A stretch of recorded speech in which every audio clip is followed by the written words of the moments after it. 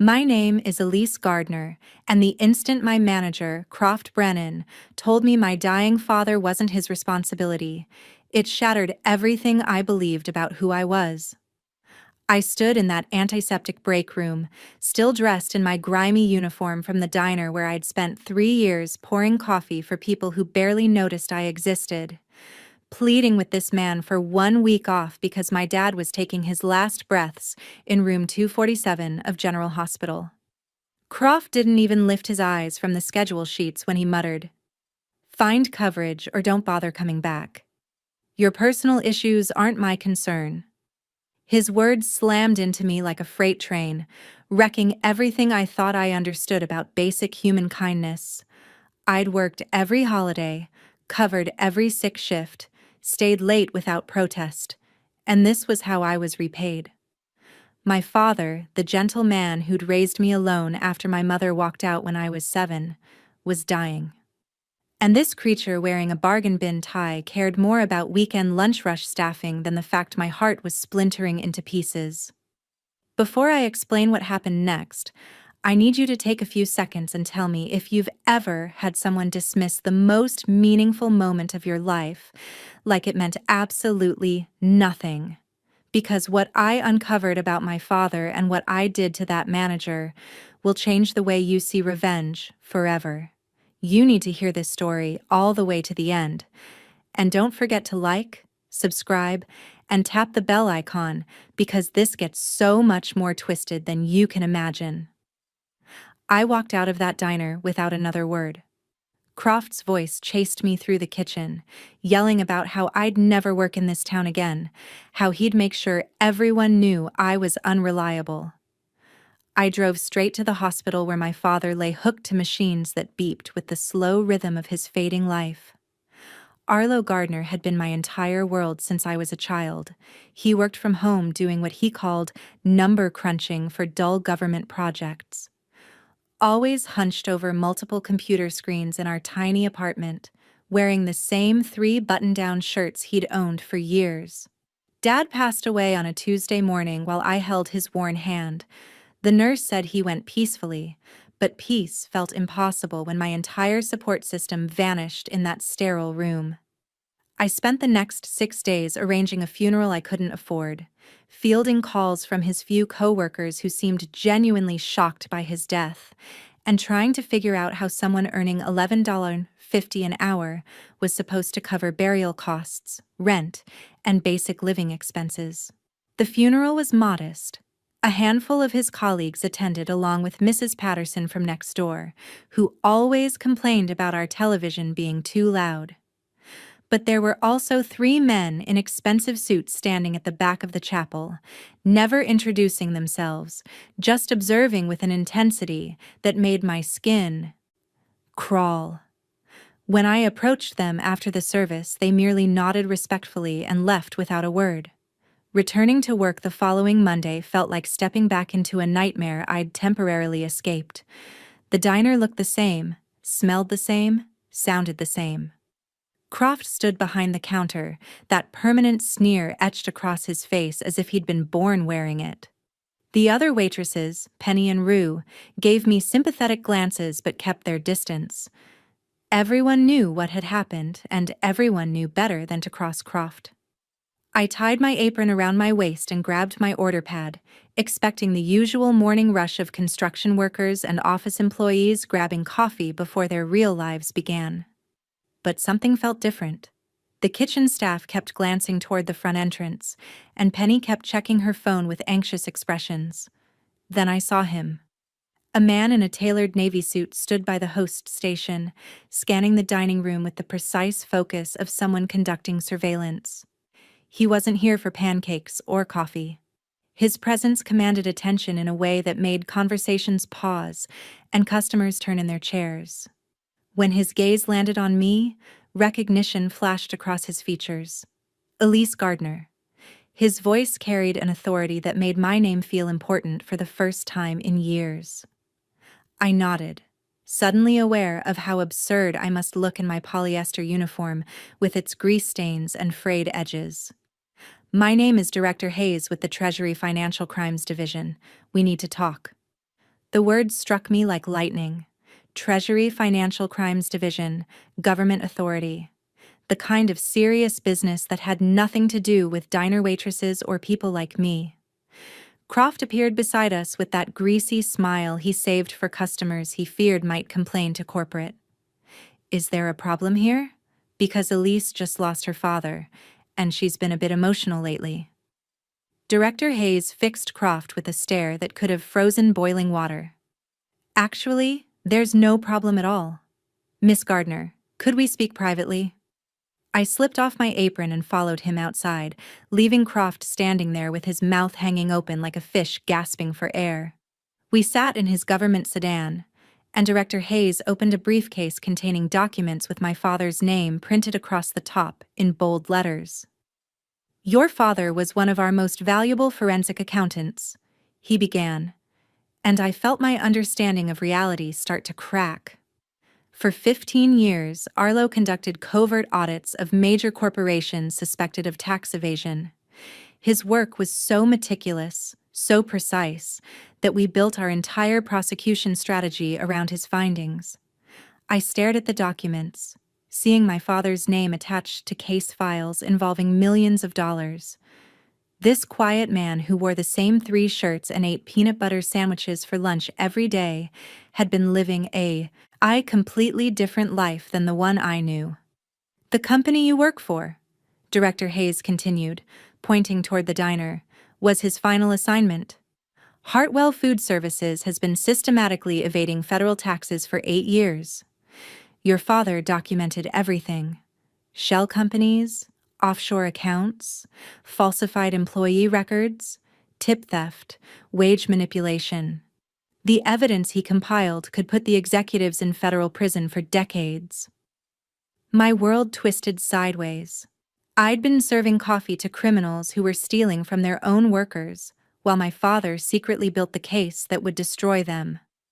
But here's our problem, Director Hayes said, his expression turning grim. Your father was paranoid about digital security. He encrypted all his findings and stored them in cryptocurrency wallets with access keys only he knew. We've searched his apartment, his computers, everything, and we can't find those keys anywhere. What does that mean? I asked. It means 8 years of evidence vanished the moment your father died. Unless, he studied my face closely, unless he left you some way to access those files. I thought about Dad's desk at home, still exactly as he'd left it. Stacks of notebooks filled with numbers and codes that looked like nonsense. USB drives labeled with dates and random letters. A safe hidden behind his bedroom dresser that I'd never opened because I didn't know the combination. He might have, I said slowly. Director Hayes leaned forward. Miss Gardner, those files contain evidence of tax evasion totaling $47 million. If we can recover them, your father's work will dismantle one of the largest corporate fraud schemes we've ever investigated. $47 million. The number felt unreal, unreachable, completely disconnected from my world of dollar tips and stale pastries. What happens if I find these files? I asked. Justice, he replied simply, and a substantial reward for your cooperation. I returned to work that afternoon, feeling like I was walking through someone else's life. Croft watched me with narrow, suspicious eyes, probably wondering why government agents were pulling his employees aside for private conversations. I poured coffee and took orders on autopilot while my thoughts spun through everything I thought I knew about my father. That evening, I sat in Dad's chair and truly examined his workspace for the first time. The notebooks weren't chaotic. They followed patterns, sequences, mathematical progressions that meant something to someone who understood the logic behind them. The USB drives were labeled with dates that matched specific entries in his handwritten notes. The safe combination took me 3 hours to solve. Dad always said I was the smartest person he knew, and apparently he'd hidden the answer in plain sight. His birthday, my birthday, and the day my mother walked out. Arranged in the order they shaped our life together. Inside the safe, I found a single envelope with my name written in his neat handwriting. The letter inside contained 24 alphanumeric sequences, each paired with a company name. Hartwell Food Services was number 17 on the list. The next morning, I dressed for work knowing everything was about to shift. But first, I needed to understand who I was really dealing with and how deep this conspiracy ran. I started noticing details I'd always overlooked. Croft's expensive watch despite the diner's supposedly failing finances. The way he handled cash tips that never made it into official records. The late-night meetings he held in the office with men who definitely weren't food suppliers. Penny mentioned her overtime hours never appeared on her pay stubs. Rue complained about health insurance deductions that never led to actual coverage. The kitchen staff worked split shifts to avoid full-time benefits, but somehow the schedules always guaranteed they were classified as part-time. I began documenting everything: shift schedules that violated labor laws, cash register readings that didn't match reported sales, customer counts that made no sense given the actual foot traffic. Every detail my father would have noticed if he'd been investigating this place. 3 weeks after the funeral, I'd gathered enough evidence to see the full scope of what Dad had been building. Hartwell Food Services wasn't just dodging taxes. They were systematically robbing every employee who worked for them while creating fraudulent records that made the entire operation look legitimate. But I realized something else too. I didn't have to hand over this evidence to the government right away. I had other options. Late one night, I researched Hartwell's main competitor, a company called Summit Restaurant Group, which had been trying to expand into our territory for months. They'd attempted multiple buyouts of Hartwell's locations, but the deals always collapsed due to what business journals politely called regulatory complications. I wondered how much those complications might be worth to someone who could make them disappear permanently. The next day, I called Summit's corporate offices and asked to speak with their acquisitions department. Within an hour, I was sitting across from their development director, a sharp woman named Victoria Cross, who listened to my proposition with a level of focus that made it clear she understood exactly what I was offering. "Let me make sure I understand," she said carefully. "You have documentation that could force Hartwell into federal bankruptcy and criminal prosecution, and you're willing to provide that evidence to us instead of the authorities for the right price?" I confirmed. "What did you have in mind?" $47 million, I said, the exact amount they owed in back taxes. Victoria's eyes widened slightly, but she didn't laugh or call security. Instead, she asked, "Why that specific number?" "Because it's what justice costs. We negotiated for 2 hours." Victoria made calls to lawyers, executives, and people whose titles I didn't recognize. By the end of the meeting, we had an agreement. Summit would pay me $47 million for exclusive access to my father's evidence, with the understanding that they would handle the legal proceedings in whatever way served their business interests. The contract took a week to finalize. During that time, I continued working at the diner, watching Croft abuse his employees and steal their wages while completely unaware that his entire world was about to collapse. I thought about my father every day, wondering if he would approve of what I was planning. He had spent 15 years building airtight cases for the government, believing in official justice and legal procedures. But official justice hadn't helped him when he was dying alone, while his daughter begged for basic human compassion from a man who treated people as disposable. The day the payment cleared in my account, I walked into the diner for my final shift.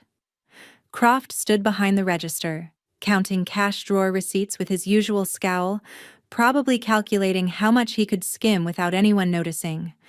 I approached him with a single piece of paper in my hand. "Croft, I need to give you something." He looked up, irritation written all over his face. "Make it quick. We're busy." I placed the document on the counter between us. It was Summit Restaurant Group's payment receipt, clearly showing a $47 million transaction for acquisition of regulatory compliance documentation regarding Hartwell Food Services tax obligations. Croft stared at the paper for a long moment, his expression shifting from confusion to understanding to sheer horror. "What is this?" he whispered. "That's the receipt for selling your company to your biggest competitor," I said calmly. "They bought all the evidence my father compiled about your tax evasion, wage theft, and fraud operations.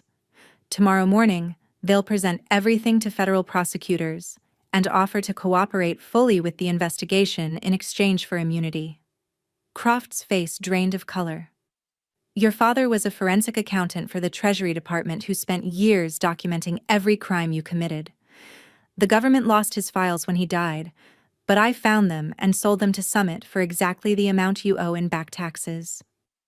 The paper trembled in Croft's hands as the full implications finally sank in.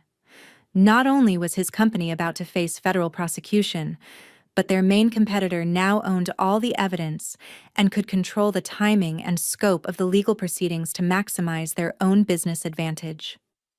"You killed us," he breathed, finally understanding the magnitude of what I'd orchestrated. "No," I corrected, untying my apron one final time. "You killed yourselves. I just made sure you paid for it." I walked toward the exit, leaving Croft standing there clutching that receipt like it might spontaneously combust and take his problems with it.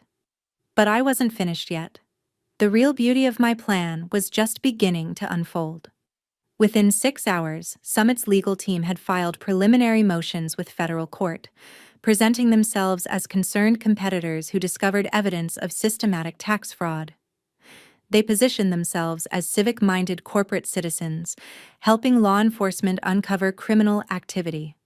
The media coverage painted them as heroes, while Hartwell became the poster child for corporate corruption. By Wednesday, federal agents were conducting raids on all 17 Hartwell locations. They seized computers, financial records, and arrested 3 executives, including the regional manager who'd been Croft's direct supervisor. The man who taught Croft how to manipulate employee schedules and skim cash receipts was now facing 20 years in federal prison. But the most beautiful part was watching Croft realize that his personal liability extended far beyond losing his job. As the on-site manager who'd implemented the fraudulent practices, who'd signed the false tax documents, who'd personally stolen thousands of dollars in employee tips, he was individually responsible for felony charges that could destroy his life completely. I spent that week visiting every former Hartwell employee I could find. Penny was working double shifts at a truck stop trying to support her 2 kids after losing her health insurance when Hartwell closed. Rue had moved back in with her parents because she couldn't afford rent without the job she'd worked for 4 years. The kitchen staff were scrambling to find new positions that would hire people without warning notices or references. Meanwhile, I was quietly planning the next phase of my revenge. The $47 million sat in my account like a weapon waiting to be deployed. I could have disappeared, bought a house somewhere warm, lived comfortably for the rest of my life without ever thinking about Croft or Hartwell or any of the people who'd been casualties in this corporate war. Instead, I did something that would have made my father proud. I established the Arlo Gardner Foundation for Workers' Rights, a legal advocacy organization dedicated to helping service industry employees fight wage theft, harassment, and labor violations. Our first action was hiring every displaced Hartwell worker at salaries that reflected their actual value rather than what desperate people would accept. Penny became our operations coordinator, making more money than she'd ever imagined possible while helping other single mothers navigate employment law. Rue headed our documentation department, teaching workers how to record evidence of workplace violations. The kitchen staff formed our field investigation team, going undercover at restaurants and retail locations where employees reported suspicious practices. Within 3 months, we'd filed successful lawsuits against 12 companies in our area, recovering over $2 million in stolen wages and unpaid overtime. Workers started calling us when they faced retaliation for reporting safety violations or harassment. We became the organization that employers feared and employees trusted. But my personal attention remained focused on Croft.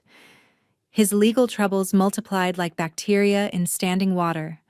Federal charges for tax evasion and wire fraud, state charges for wage theft and labor violations, civil lawsuits from former employees seeking damages for stolen tips and unpaid overtime were piling up, and the legal fees alone were crushing him financially. And that was before any judgments or settlements. I made sure to attend every court hearing, sitting in the gallery where he could see me, never speaking, never engaging, just present as a silent reminder of how his own cruelty had orchestrated his downfall. His lawyer eventually filed a motion requesting that I be barred from the courtroom, claiming my presence was intimidating to his client. The judge denied the motion, noting that public trials were exactly that: public. As the criminal case progressed, more details emerged about the scope of Hartwell's fraud. They had been operating shell companies and tax havens, falsifying employee records to avoid paying benefits, and systematically stealing from workers who had no resources to fight back. The investigation revealed that over 2,000 employees had been affected across all their locations, but the government's case relied entirely on my father's evidence, which meant I became a key witness in the prosecution. Every time I testified, I made sure to mention how Croft had refused my emergency leave request when my father was dying, how he'd threatened to fire me for prioritizing family over corporate profits. The jury looked at Croft with visible disgust when they heard that story. During the civil proceedings, something interesting happened. Croft's lawyer tried to argue that his client had been following corporate policies set by higher-level executives, that he was essentially a mid-level employee who didn't understand the legal implications of his actions. I had evidence to destroy that defense too.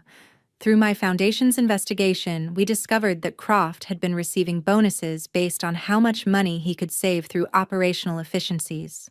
Every dollar he stole from employee tips, every hour of overtime he refused to pay, every benefit he managed to deny earned him personal rewards. He wasn't just following orders, he was profiting from theft. The prosecutor presented this evidence during the penalty phase, showing that Croft had received over $60,000 in bonuses for systematically stealing from workers who earned minimum wage. The judge called it particularly egregious and sentenced him to 8 years in federal prison, followed by 5 years of supervised probation. But prison was just the beginning of his consequences. The civil judgments totaled over $300,000, effectively bankrupting him. His house was foreclosed, his car repossessed, and his retirement savings seized to pay court-ordered restitution. His wife left him before the trial ended, taking their children to another state where they could start over without the shame of his notoriety. 6 months after his sentencing, I received a letter from Croft, written in the careful handwriting of someone with too much time to think. It was partly confession, partly justification, and partly a plea for forgiveness. He wrote about growing up poor, about feeling powerless in his own life, and about how having authority over employees had made him feel important for the first time. He admitted that refusing my emergency leave had been pure spite, that he'd wanted to hurt someone the way he felt hurt by his own circumstances. The letter ended with him asking if I thought he deserved what had happened to him. I never responded. Instead, I focused on expanding the foundation's work. We opened offices in 3 neighboring states, hired employment lawyers who specialized in corporate fraud, and developed training programs that taught workers how to recognize and document violations. We partnered with investigative journalists who exposed companies that thought they could abuse employees without consequences. 2 years after Hartwell's collapse, we'd recovered over $15 million in stolen wages for workers across the region. Companies started changing their practices just to avoid being investigated by us. The mere mention of the Arlo Gardner Foundation was enough to make corporate executives review their employment policies. But the most satisfying moment came when Summit Restaurant Group contacted me about a potential problem. They'd acquired several Hartwell locations and discovered that some of the former managers had implemented similar fraudulent practices at their new jobs. These managers, trained by Croft and his superiors, were apparently incapable of operating honestly even when working for different companies. "We want to make sure our operations are completely clean," Victoria Cross explained during our meeting. "Could your foundation conduct a comprehensive audit of our employment practices?" I agreed, but with conditions. Any violations we discovered would be reported to authorities regardless of Summit's preferences. Any affected employees would receive full restitution plus damages, and Summit would implement ongoing monitoring systems to prevent future violations. Victoria accepted immediately. During our audit, we found minor violations at 3 locations, all connected to former Hartwell managers who couldn't break their habits of skimming tips and manipulating schedules.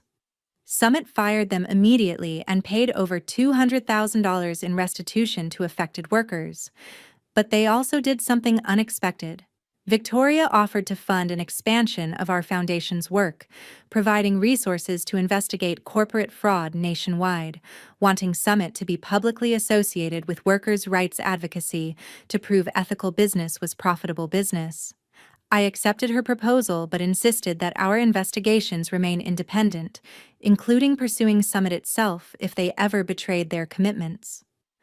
3 years after my father's death, the Arlo Gardner Foundation had become one of the most feared advocacy organizations in the country.